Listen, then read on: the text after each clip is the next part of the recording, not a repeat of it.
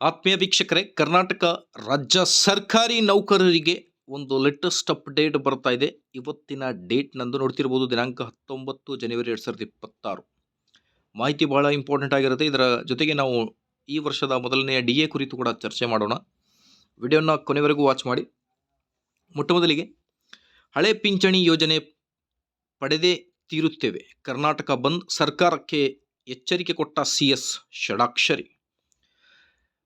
ಕರ್ನಾಟಕದಲ್ಲಿ ಹಳೆ ಪಿಂಚಣಿ ಜಾರಿ ಆಗಬೇಕು ಎಂಬುದು ಸರ್ಕಾರಿ ನೌಕರರ ಬಹುದಿನಗಳ ಬೇಡಿಕೆಯಾಗಿದೆ. ಈಗಾಗಲೇ ರಾಜ್ಯ ಸರ್ಕಾರಕ್ಕೆ ಹಲವು ಬಾರಿ ಸರ್ಕಾರಿ ನೌಕರರು ಬೇಡಿಕೆ ಸಲ್ಲಿಸಿದ್ದು, ಸರ್ಕಾರಕ್ಕೆ ಆಗುತ್ತಿರುವ ಆರ್ಥಿಕ ಹೊರೆಯನ್ನು ತಪ್ಪಿಸುವ ಉದ್ದೇಶದಿಂದ 2004ರಲ್ಲಿ ಕೇಂದ್ರ ಸರ್ಕಾರ ಹಳೆ ಪಿಂಚಣಿ ಯೋಜನೆ ರದ್ದುಗೊಳಿಸಿ ರಾಷ್ಟ್ರೀಯ ಪಿಂಚಣಿ ಯೋಜನೆ ದೇಶಾದ್ಯಂತ ಜಾರಿ. ಸರ್ಕಾರಿ ನೌಕರರು ಹಳೆ ಪಿಂಚಣಿ ಯೋಜನೆ ಮರುಜಾರಿಗೆ ಒತ್ತಾಯಿಸುತ್ತಲೇ ಬಂದಿದ್ದಾರೆ.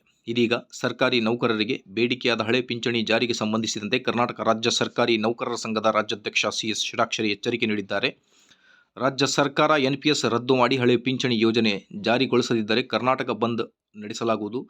NPS ಜಾರಿಗೆ ಹೋರಾಟ ಮುಂದುವರಿಯಲಿದೆ. ಯಾವುದೇ ಬೆದರಿಕೆಗಳಿಗೆ ನೌಕರರು ಹೆದರಬೇಕಿಲ್ಲ ಎಂದು ಖಡಕ್ ಎಚ್ಚರಿಕೆಯನ್ನು ನೀಡಿದ್ದಾರೆ.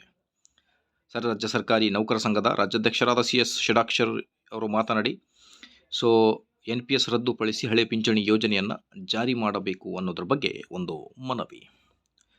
DA ವರ್ಷದ ಮೊದಲನೇ DA ಕೇಂದ್ರ ಸರ್ಕಾರಿ ನೌಕರರಿಗೆ 2% ಏರಿಕೆಯಾಗಲಿದೆ ಅನ್ನೋದ್ರ ಬಗ್ಗೆ ಮಾಹಿತಿ. ಕೇಂದ್ರಕ್ಕೆ 2% ಜಾರಿಯಾದರೆ ನಮ್ಮ ರಾಜ್ಯ ಸರ್ಕಾರಿ ನೌಕರರಿಗೆ 1.50% DA ಜಾರಿಯಾಗಬಹುದು. ಇದೇ ಇವತ್ತಿನ ಲೇಟೆಸ್ಟ್ ಅಪ್ಡೇಟ್. ಮಾಹಿತಿ ಇಷ್ಟದಲ್ಲಿ ಲೈಕ್, ಶೇರ್ ಅಂಡ್ ಸಬ್ಸ್ಕ್ರೈಬ್.